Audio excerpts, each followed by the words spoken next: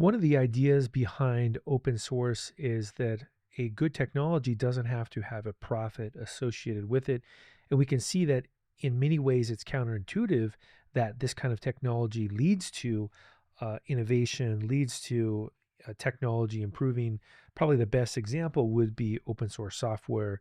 A good example of a success with open source software is Linux. So, with the GenAI system starting to accelerate towards a profit to zero, it's important to talk about what that would do. What are some of the ways that the public can encourage this process? And eventually, what are universities and nonprofits' role in accelerating GenAI profit to zero? So, first up, let's take a look at LLM training recipes. So this is probably one of the more important ways for a organization to lead to a acceleration of profit to zero. If you're able to share your recipes like DeepSeek has been able to do with their latest model, it allows other people to copy what you're doing and then to make an improvement. And we can see this with most of open source software. This is the way it works: is you share a recipe, other people take it, they improve on it, and it could take years for these improvements to make incremental progress. But this is the way that Linux has been able to eventually be the most dominant server operating system. So I think what we're seeing here with the release of training recipes by companies like DeepSeek, also Allen AI has released training methods with Olmo. We also see open source tools like Olama, which runs locally, something you can download today, right? You can download Olama and play with it. There's also Llama File. There's also Hugging Face has a Candle, which is a Rust-based inference.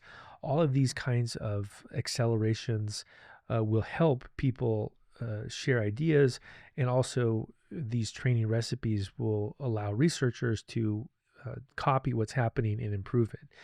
Another way that companies can work towards accelerating GenAI profit to zero would be to have binary deploy recipes. What this means is that instead of packaging the large language model inside of a API where you don't know what's happening and who's storing the data, is that you can bundle this as a binary, and then that binary can be installed anywhere. You see this with Linux, right? You can download an ISO, and this ISO can run on the AWS cloud or the GCP cloud or the Azure cloud or your own data center.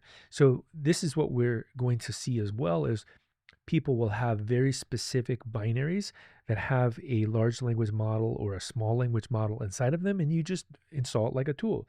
So it could be like a Linux utility. We also could see a emphasis on ethically sourced data sets where might isn't right. So we've seen with other companies like OpenAI in particular, they have been more aggressive about saying that all data that they can get their hands on is basically fair game, that essentially copyright law doesn't apply to them.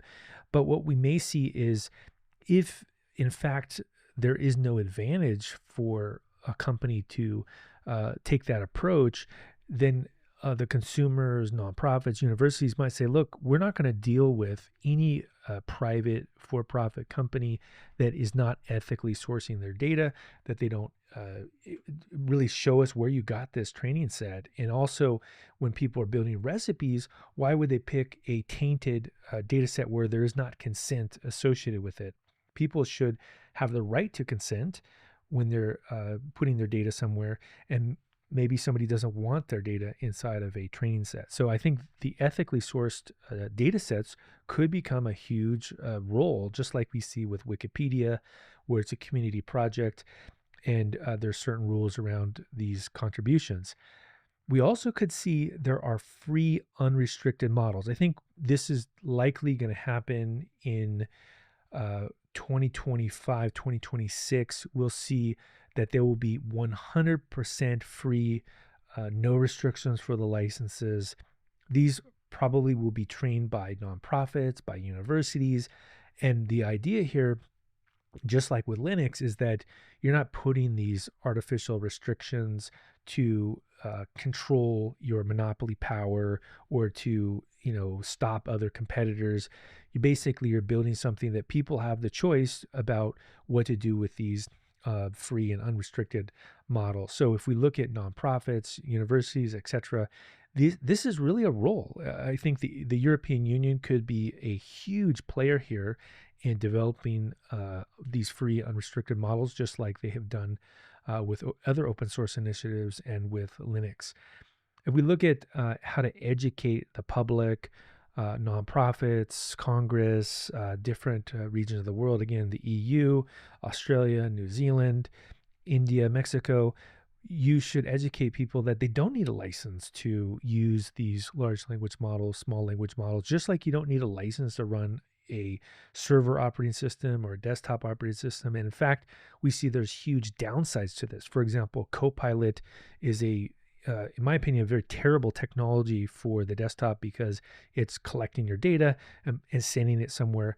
That's a violation of the EU Data Protection Act, and it's also not a good use case for many customers, right? They don't want someone to collect their data and have a copy of it. It's their own desktop computer. Likewise, if we can educate the public and tell them that, look, you don't need to be sending all of your payloads to some other third-party resource.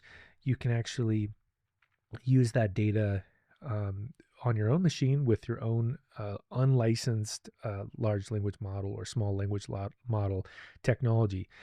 Finally, what I think we're also going to need and what we're going to see is that there are binary mirrors here for the core technology. So just like there are Linux ISOs, I could see major universities, nonprofits providing essentially a mirror to all of these models so that anybody could download DeepSeek, they can download Quinn, they can download Llama files, they can download Ollama files. Universities could, maybe say which of these models are good models. So the idea here is that we are going to see an acceleration of GenAI profit to zero, despite what predatory monopolists will say. We've seen that story many times with companies like Microsoft in particular, where they've actually tried to stop the adoption of Linux. In the Halloween papers that were released, there was a bunch of internal emails that talked about how Linux was superior, and so they wanted to stop it, right? So likewise, we're probably going to see these commercial companies spread misinformation to the public that will stop the acceleration of profit to zero. But what we're going to see, I think there's enough information leaked now that all generative AI profit will be at zero. And as a result, many nonprofits, many universities, many other countries, many other regions can play a role in helping to accelerate GenAI profit to zero.